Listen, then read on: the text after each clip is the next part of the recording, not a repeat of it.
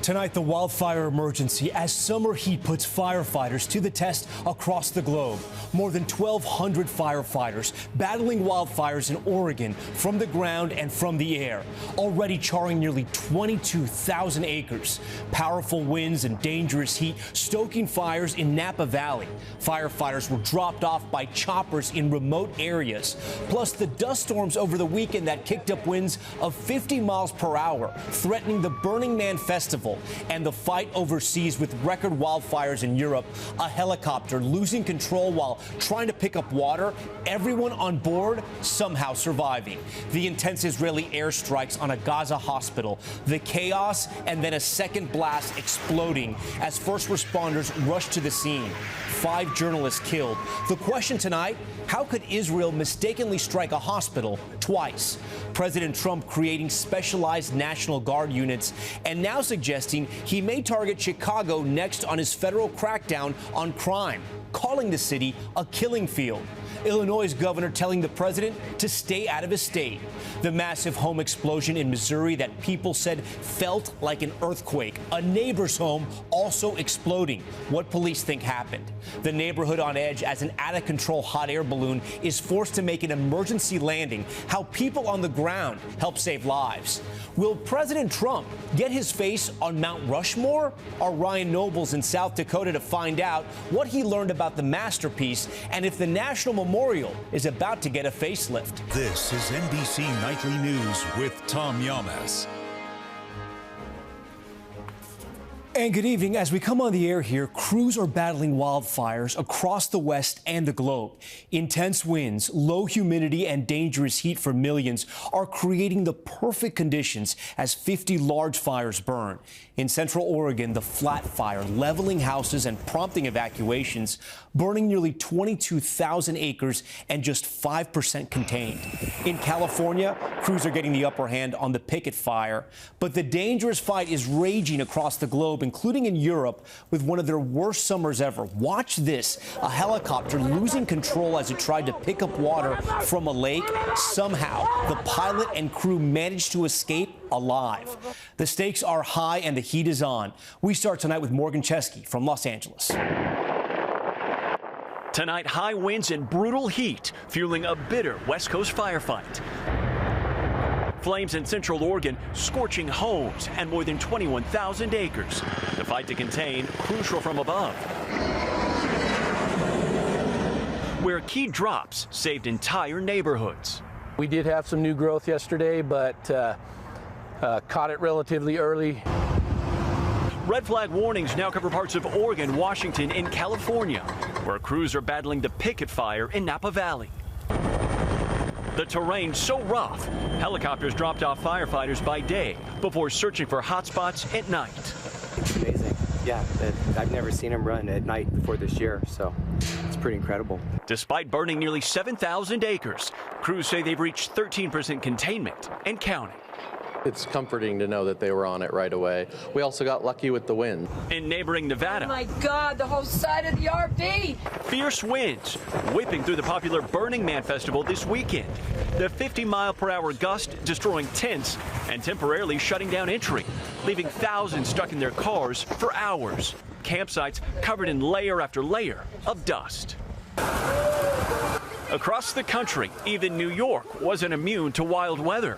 Severe thunderstorms forced hundreds to take shelter at the state fair, where heavy rain and high winds wreaked absolute havoc. And Morgan joins us live tonight from Southern California. Morgan, these ongoing heat alerts aren't helping firefighting efforts. No, Tom, in fact, they're complicating the ongoing firefights in these multiple states. And at last check, 11 million Americans remain under these heat alerts on a West Coast where the fire risk remains incredibly high. Tom? Okay, Morgan Chesky for us. Morgan, thank you. Now to those deadly Israeli airstrikes on a hospital in Gaza that killed 20 people, including several journalists. Israeli officials calling it a mishap, but under pressure tonight to explain how this happened. Here's Molly Hunter. Outside of southern Gaza's only functioning hospital, chaos after an Israeli strike. Minutes later, with first responders and journalists on the scene, a second blast. Seen live on the air, striking the same spot. And here, that moment inside the hospital. In all, 20 people were killed.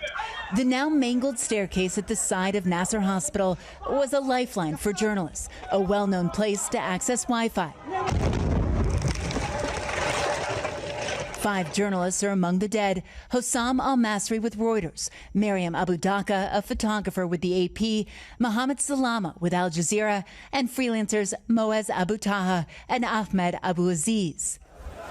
Tonight, Israel says it's investigating. Prime Minister Benjamin Netanyahu posting, Israel deeply regrets the tragic mishap at the hospital. We are operating in an extremely complex reality. Hamas terrorists deliberately use civilian infrastructure, including hospitals, as shields. In Washington, President Trump was asked about it today. Well, I'm not happy about it. I don't want to see it. At the same time, we have to end that whole nightmare. The Committee to Protect Journalists says at least 189 journalists have been killed in Gaza in the last 22 months. And today, the Gazan Press Corps placing blood-stained cameras on their press vests, saying goodbye to 5 more of their own. And with that, Molly joins us live from Jerusalem. Molly, the big question tonight, right? How does Israel explain these mishaps, and what are they saying more tonight? Tom, they haven't explained. All they've said is that there was a strike earlier today in the area of Nasser Hospital. They launched an investigation. Meanwhile, the AP and Reuters have already issued a joint letter demanding answers from Israeli authorities. Tom? All right, Molly, we thank you for that. Back here at home, President Trump tonight suggesting he'll take his crackdown in Washington to more states and send more National Guard to other cities, which is sparking sharp backlash. Here's Garrett Haake. Tonight, National Guard soldiers deployed by President Trump to crack down on crime in Washington, D.C. are now armed following a new Pentagon order, as the president floats the possibility of extending federal deployments to other U.S. cities, including Chicago. We may wait. We may or may not. We may just go in and do it, which is probably what we should do. They need help badly. Chicago desperately needs help. But late today, this from Chicago's Democratic mayor, who notes the city's murder rate is down 32% from last year. This stunt that this president is attempting to execute is not real. It doesn't help drive us towards a more safe, affordable big city. And Illinois Democratic Governor J.B. Pritzker posting this video along Lake Michigan. And we got a lot of people running, having a great time. Insisting the city does not need assistance from federal law enforcement. Mr. President, do not come to Chicago. You are neither wanted here nor needed here. But so far this year, the city is still averaging over 1 killing a day. Just this weekend, there were 3 homicides and 27 people were shot. We still have a problem. We have a problem with illegal guns. We have a high murder rate. We need help with that. If Trump really wants to help, what he can do is give us a federal Homeland Security grant so we can hire more police officers. While the president pushing back on Democratic accusations that he's behaving like a dictator. A lot of people are saying maybe we like a dictator. I don't like a dictator. I'm not a dictator. I'm a man with great common sense, and I'm a smart person. And when I see what's happening to our cities, and then you send in troops, instead of being praised, they're saying you're trying to take over the republic. All right, Garrett joins us live from the White House. Garrett, the president also making headlines on crime with some new executive orders, including on cashless bail. That's right, Tom. The president targeting several Democratic-run cities and states, including Washington, D.C. and Chicago, which use a cashless bail system in their courts. The president believes those hurt public safety. The order signed today could be used to cut off some funding for places that keep using those systems after 30 days. And in a separate order signed today, he also created a new specialized National Guard unit that could be deployed in cities for police work going forward. Tom? Garrett Haake with a lot of headlines from the White House. Garrett, we thank you. Now to those astonishing images from Missouri. Multiple homes destroyed after a massive explosion in a neighborhood outside of St. Louis. Here's Adrian Broadus. Tonight, the alarming aftermath in a neighborhood outside St. Louis. 2 homes flattened by an explosion, others burned to the ground. Residents terrified. I heard boom and my door shook and my bells on my door shook. And I said, oh my God, is it an earthquake? Multiple injuries were also reported. They walking people out on stretchers. For miles, people could see this thick black smoke rising. As soon as I heard it or felt it, I got up and ran over there, and I seen one house that was already crumbled. Fire officials say the explosion triggered multiple alarms across the city, knocking out power and forcing a neighboring Walmart to evacuate. Upon arrival, the initial crews found multiple buildings burning. A total of 5 were reported. We do have 3 individuals that have been transported to the hospital at this time. The cause of the explosion is under investigation, and authorities are still trying to determine the scope of the damage. Some are damaged so much, we couldn't get in there. We had to send cadaver dogs in. And tonight, as they look at the devastation, people here saying it's a miracle no one was killed. I got a call from my sister. She was screaming in the phone, like, help, help, like my house. I'm just so grateful that she and my niece and nephew, they're all fine. So that's what matters most. Everyone is safe. Adrienne Broadus, NBC News. In Los Angeles today, the police department charging several gang members they say are responsible for nearly 100 residential burglaries across the city. And authorities saying the group used sophisticated tech to break in. Here's Liz Kreutz. Tonight, Los Angeles police busting what they describe as a prolific burglary ring responsible for 92 home break-ins across the city. 10 suspects, all adult career criminals with prior arrests for violent and property crimes, have been identified. Authorities say the suspects, ranging in age from 20 to 47, call themselves the Rich Rollin Burglary Crew, part of a South LA gang that uses advanced technology to target multiple high-end neighborhoods. They are sophisticated. They do things like have the ability to jam your Wi-Fi cameras, jam your Wi-Fi alarms. The arrests come amid a wider string of home break-ins, from celebrities to everyday residents, like this recent heist showing mass thieves fleeing a home with duffel bags full of ransacked items.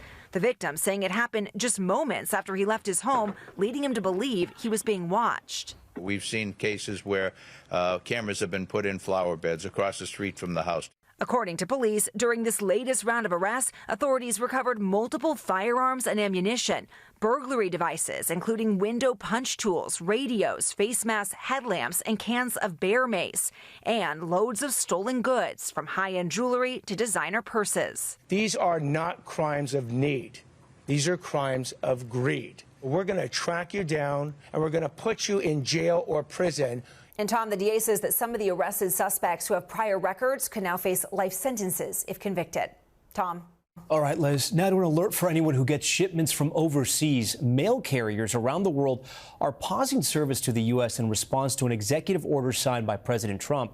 I'm joined tonight by Brian Chung, who joins us live. And Brian, what kind of packages are we talking about here? Yeah, Tom, it could choke up Etsy or eBay orders from abroad, or even a family member's care package from reaching you. That's because the president signed an executive order ending an exemption Friday that's allowed goods under $800 to come into the U.S. without extra charges for the last decade. That's having a major impact around the world. I mean, look at this list of countries. Mail carriers in all of these places say they're stopping shipments to the U.S. entirely for now, since they have no idea how those tariffs will be collected. And by the way, the administration says this is to stop fentanyl from coming into this country. So, Brian, when those tariffs kick in on Friday, what happens? And the prices immediately go up? Yeah, well, I mean, at some point, if the international shipments do pick back up, those items will be tariffed at the country-specific rates set by the administration, which right now range from 10 to 50%, which could mean hundreds in added costs. In fact, I spoke with a stationery store owner who told me today that's not going to be good for them. I would say about half of what we have is from other countries. Are you going to have to raise your prices? Yes, we are. And a lot of friends of mine who are in retail, we've all sort of said the same thing. One important note, though, gifts shipped from abroad under $100 will remain tariff-free, meaning no issue if you're getting a postcard or a souvenir from abroad, Tom. All right, Brian, thanks for explaining that. We appreciate it. In 60 seconds, we'll be back with the idea as big as Mount Rushmore. The president's supporters have floated whether his face could one day be on the American landmark. So we sent Ryan Nobles to find out, could it happen? That's next. We are back now with the push by some of President Trump's supporters to add him to Mount Rushmore. The faces of 4 presidents are already carved into the mountain, each standing 60 feet high. So is there room for a 5th? We sent Ryan Nobles to South Dakota to find out. Mount Rushmore, an American icon. Did it just blow your mind?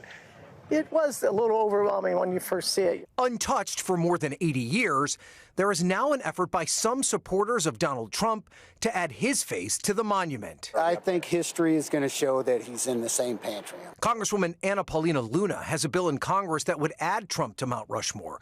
Interior Secretary Doug Burgum left open the possibility. Will we ever see President Trump's face on Mount Rushmore? What do you think?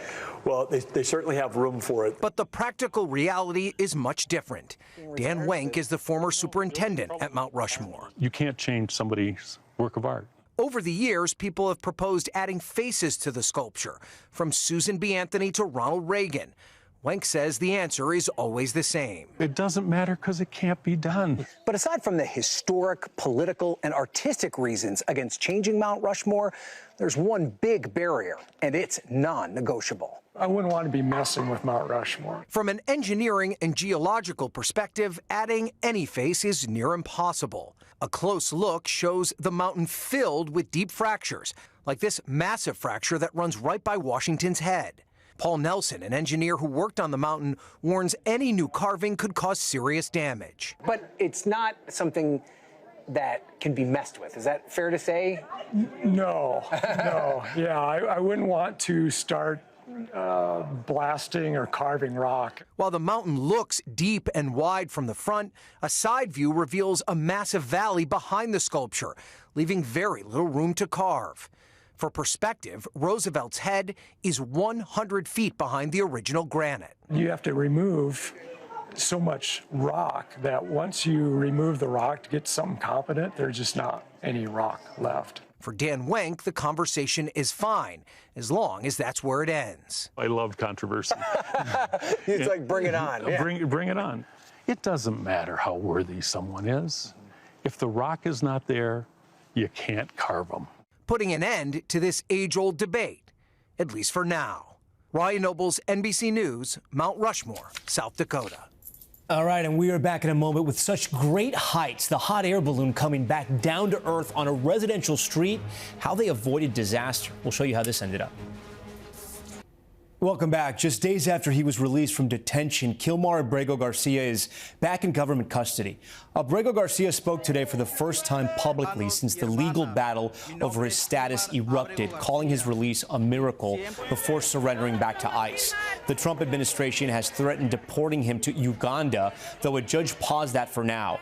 Abrego Garcia's case drew headlines after he was deported to El Salvador in March. Supporters say he was wrongly removed, but the Trump administration has accused him of being a member of MS-13, which his attorneys have denied. And take a look at this, a hot air balloon hovering just above homes in Bedford, England, before hitting the street. The pilot was forced to make an emergency landing after the wind suddenly changed. Locals jumped into action and grabbed ropes the pilot had thrown down, guiding the balloon down safely. And take a look at this, all these skydivers breaking the vertical world record Friday, high above Illinois. After 5 days, the group says they finally got the weather conditions they needed, getting all 174 jumpers in formation. The previous record was set a decade ago. All right, that's Nightly News for this Monday. I'm Tom Llamas. Thanks so much for watching. Tonight and always, we're here for you. Good night. We thank you for watching, and remember, stay updated on breaking news and top stories on the NBC News app or watch live on our YouTube channel.